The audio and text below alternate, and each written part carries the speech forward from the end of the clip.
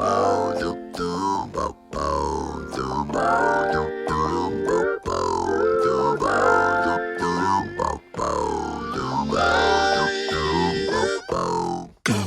everyone, and welcome to the Modern Philosophy Podcast. I am your host, Ashlee Haze, and I am so excited to be sharing space with a terrific friend and collaborator of mine, Choo Choo Hu. I'm going to introduce Choo Choo.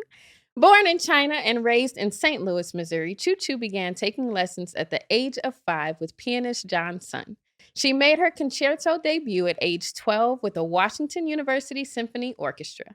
By the time she was 16, she had already accumulated top prizes at competitions throughout the U.S. At age 17, she enrolled at the Peabody Conservatory in Baltimore, studying with renowned musicians Leon Fleischer and Brian Gans. Choo Choo currently resides in Atlanta, where she is a member of the collective Ensemble Vim and maintains an active performance schedule. Her favorite thing on this earth is to invite friends over for wine and chamber music reading parties. I got to get a hold of that. And she has never been known to choose a side salad over fries, which is why we get along. Welcome to the show, Choo Choo. Thank you. It's my pleasure. So glad to be here. Thanks for having me. I'm so excited to be here. We are in Choo Choo's home. Thank you for letting us in. Let's get right into it. So I know that you're from St. Louis, but what's your background? Like, what made you decide to go to Baltimore, and then how did you get here? Great question. Sometimes I wonder that myself. I grew up in St. Louis. My dad moved there for work, and so my family, went from China. I moved from China when I was 2 years old. Okay. And then once I started studying piano, realized this was probably something I could pursue professionally. So my piano teacher was pretty set on me going to music school, and Baltimore happens to have, it is the oldest music conservatory in the country, and had some very wonderful teachers there. So when I was 17, I started at Peabody and never looked back. Yeah. And then how did you end up in Atlanta? I followed a boy. It happened. So it all worked out, but it was actually, it was one of those like 50-50 kind of parallel universe things. I actually wasn't sure about coming to Atlanta. I didn't know anything about Atlanta. I never saw myself living in the South, and I had just started dating this guy not too long ago, and he got a job down here, and he was like, well, what do you think about moving to Atlanta? And I was like, I don't. I was getting ready to go to New York. I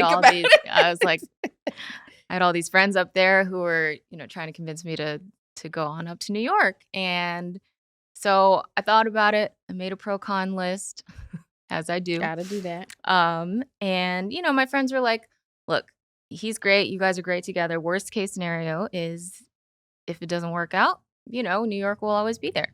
And luckily it did. We are now married. Yeah. So Shout out to Mike. He's around here somewhere. So it all worked out. And when I first got here, like I had to start from scratch with the music scene, which is always a little bit scary. Like being a new kid on the block. Absolutely. And, Atlanta's kind of a funny scene. Like we'll get into that a little bit. We're going to get into that. Yeah, it was, but now I love it. It's a great city. Let's get into Atlanta being a funny scene, actually, because the next question is, what's your musical journey like?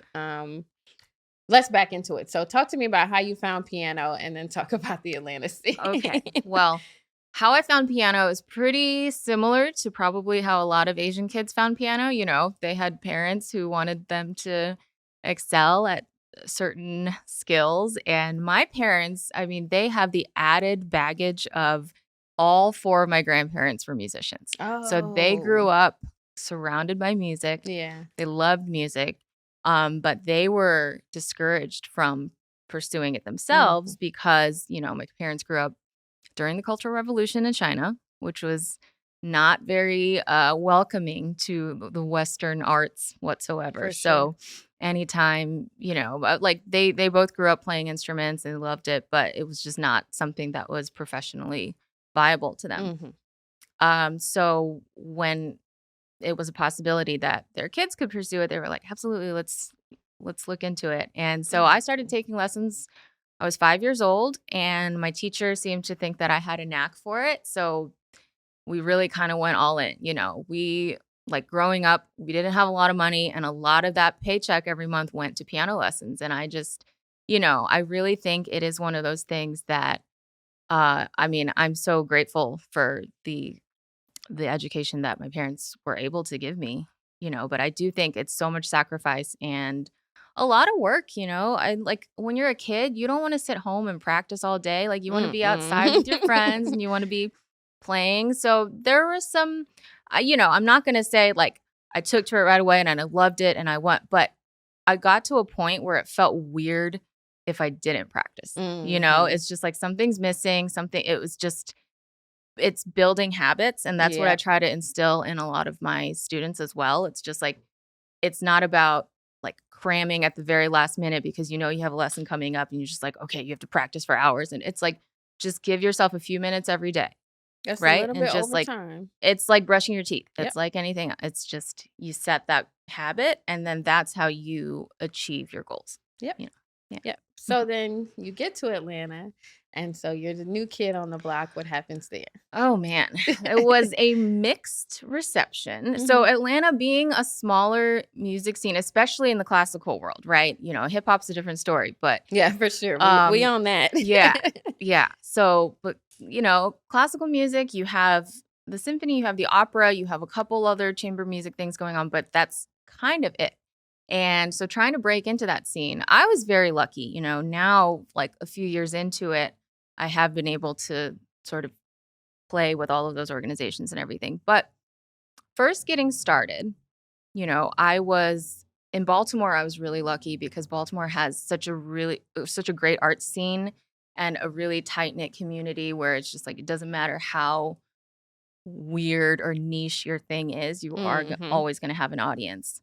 And I was part of a new music ensemble there with some classmates of mine. And it was my first foray into just exploring all of this really cool new music that was being written. And I came down here and I didn't really see that going on. And I would ask people about it and they were like, Atlanta doesn't really care about that. They want to hear Beethoven. They want to hear which is great. I mean, I could play Beethoven all day long, but that's not the end all be all of music. And especially when you're talking about an art form, that has this like hundreds of years of history, but you want it to keep pushing forward. The only way to do that is by listening to the new stuff and by playing the new stuff.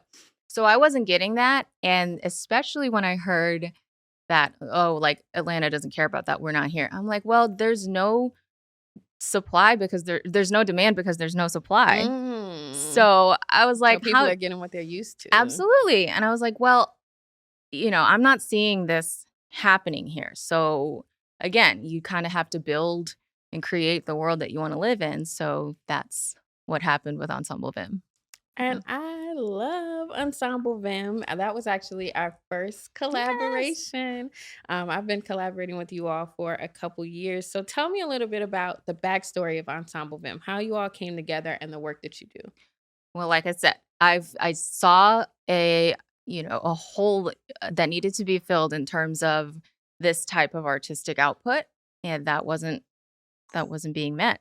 So I met a couple like-minded people in the business. We all kind of, the music world's pretty small. You kind of know each other from everywhere. So we met up and we were just like, let's start this group. Let's just start playing some new music. And it sort of blossomed from there. We had our first concert November 2019, which I don't know if you guys know what happened right after that, but in hindsight, not the best time to start a new arts organization. Yeah, for sure. 4 months before and they shut everything down. I remember that. Yeah. So that was, but yeah, you were part of that inaugural concert and we did some stuff and it was really exciting. We were like, oh man, we're really going to hit the ground running. And then just everything stopped. But in a way, it was really kind of a blessing because we could work out all the kinks and, kind of get the growing pains out of the way, sort of behind the scenes a little bit. We we did some virtual stuff like everybody did. I can't say I really want to ever go back to that because that's just, playing live music on Zoom. Not We're built for audiences, correct. artists. Yeah, not my idea of a great time, but it was great. And like I said, yeah, we got a lot of the hard stuff out of the way. We applied for 501c3 status, which we got earlier this year, which is great, and all of these other things, and we were really able to kind of grow as an organization. And yeah, now we have this whole season planned, and we're really excited to be able to work with all these artists in different fields. Yeah. So I have two things. So one, with the work that you all do, are you all playing modern composers? Yeah, absolutely. Playing music of modern composers? Absolutely. So we focus on predominantly living composers from underrepresented demographics. And a lot of them do have ties to the Southeast because that was another thing. New music in New York, LA, Chicago, they have all these great scenes. But I was like, Atlanta has its own thing going on, and we don't want to become, I really think that the arts need to reflect the city that they're in. Absolutely. So, yeah, we wanted to kind of create our own thing. And the South has so much going on and so much to say. So, yeah. As Andre 3000 so Yeah. eloquently put. Absolutely. So why is it important? You brought me in as a poet, and I know that you work with artists from other genres. Why is that important to what you do? Well, okay. So on the one hand, this is a total vanity project, and it's really selfish on my part because when I was a kid, I wanted to be a writer. I wanted to be an artist. I was so obsessed with art. Like I would spend hours in my room just like doodling and drawing and, writing. Like I was the easiest kid to take care of. You could just put me in a corner. And Aquarius energy, in case you were Absolutely. wondering. 100%. We share that. And I was, and then I started music, and that sort of became front and center. But I was always really interested in what other artists were doing. And especially once I went to music school, you're just focused on your own thing, and you become really isolated from what else is going on in the world artistically. So that was always a big mission of mine, is to kind of bring all the art forms together. Because to me, art is art. And when artists come together from different backgrounds, from different fields, like you can create this great energy that doesn't happen if you're just doing your one thing. If you're just doing music, if you're just doing poetry. Yep. And get in your own world. Exactly. Your own box. And from an audience standpoint, you can pull in audiences who might not necessarily go to a classical music concert, but they're really into spoken word or they're really into visual art. So yeah, you're pulling from all these different pools. I love it. I love it. So what has been the most valuable lesson that you've learned in your artistic career? Ooh, that one's tough. I think so. This past year, I have had opportunities to sort of branch out a lot and kind of just explore a lot of facets of the arts. And I think the most important thing I've learned is to just stay open to whatever comes and not sort of cast judgment or aspersions on any art form.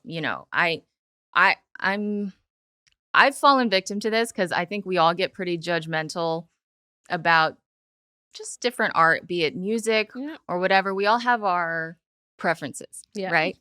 So, when you're a kid growing up, it's like the cool thing to do was to hate on country music, for instance, right? Everything except country. Right, exactly. That's the thing. It's just like, I don't, or I don't know. Like I have friends who can't stand hip hop. I have friends who can't stand classical music. I have all of this other stuff. And yeah, I feel like it's a young person's thing to be like, oh, well, I don't like that because that's not cool or that's not. But it's just like the older you get, you realize somebody likes it. So it's got to be valid for something. So to me, I'm just like, everything is valid. And you can, once you open up your mind to that, you just, and instead of being judgmental, it's like that Ted Lasso quote, right? Or I don't know if you guys are Ted Lasso. So, be curious, not judgmental. Yeah. That's the whole thing. Because the more you're judging people, you're not opening your mind to the possibilities of what that art form can teach you. So I don't know. I think for me, growing up in the classical music world, there's a lot of ego and there's a lot of judgment and just saying, okay, well, this isn't valid and I'm just like, who gets to be the gatekeeper of, Hmm. what's good and what's not? And And what do it's you just miss?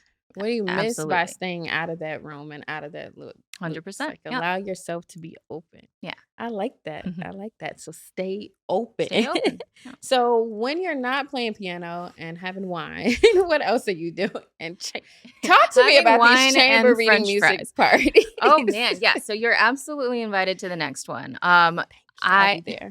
I'll be there. yeah, so my favorite thing to do is invite some friends over and we'll just be like, "Hey, what do you want to read? Oh, you want to read Brahms quartet, you want to read Mozart, and we'll just have a couple glasses of wine and we're all sight reading. No, maybe we've played it before, but it's like no one practices, we just kind of get together and read and the more wine we have, we're just like, "Oh, we sound great," even though we're just like super sloppy. But it's one of those really freeing kind of activities that I don't know, because you spend so much time trying to be perfect and trying to kind of Mm, capture this effortless perfection. And here we're all just going back to like why we started doing this in the first place. So I love that. yeah. Now I'm dreaming of drunk poems. Oh Coming yeah. soon. Drunk poetry. Absolutely. We should, you know what? That should be an upcoming film collaboration. Don't threaten me with a good time. Don't threaten me with a good time. So, what are your short and long term goals artistically? Well, this is another thing. The best laid plans are made to be broken. So Yeah, for sure. I mean, I think about this, but every time I'm like make too many plans, I'm just like, well, first of all, that's setting you up for failure because you never know what life will throw at you, as we've seen. Never saw myself in Mhm. Atlanta, and now I love it here. Um, but I do think for Vim, we're in the process of looking for a place to call home, right? We've sort of been jumping around from venue to venue and which is great and we've been able to kind of play in a lot of unconventional spaces and partner with a lot of different organizations in town. We are the ensemble in residence at St. Luke's Episcopal Church this season, Ooh. so yeah, come visit us there. But for me, a big part of it is just finding a place that we can rehearse, finding a place that we can put on programs and concerts where people can come to us and know that that's Mhm. our home, That's where y'all right? live. Yep. But that's a big venture. Obviously, real estate is always crazy. So if you guys know of any spaces and willing to cut us a deal, but yeah, we really want to find a home. And you That's will. I it. believe you Yeah. will. So, what are you most proud of so far? I'm really proud of this ensemble that we put together.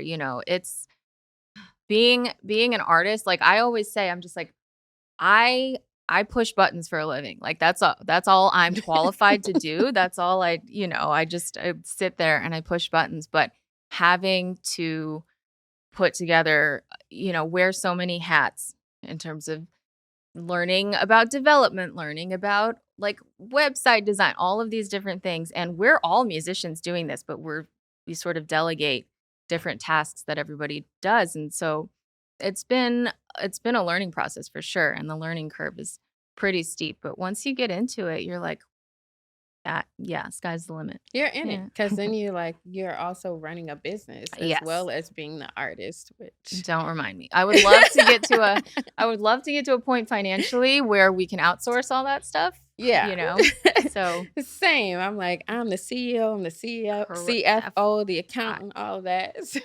yeah. That's the dream. Help free the artists by giving us some help. That's real too. Yeah. I mean, I could talk about arts advocacy all day long because I'm sure Georgia is historically not the best when it comes to 48 arts out of 50 arts funding. Yeah. at the Not bottom of what they give to artists, but we're exporting the most art yeah. Yeah.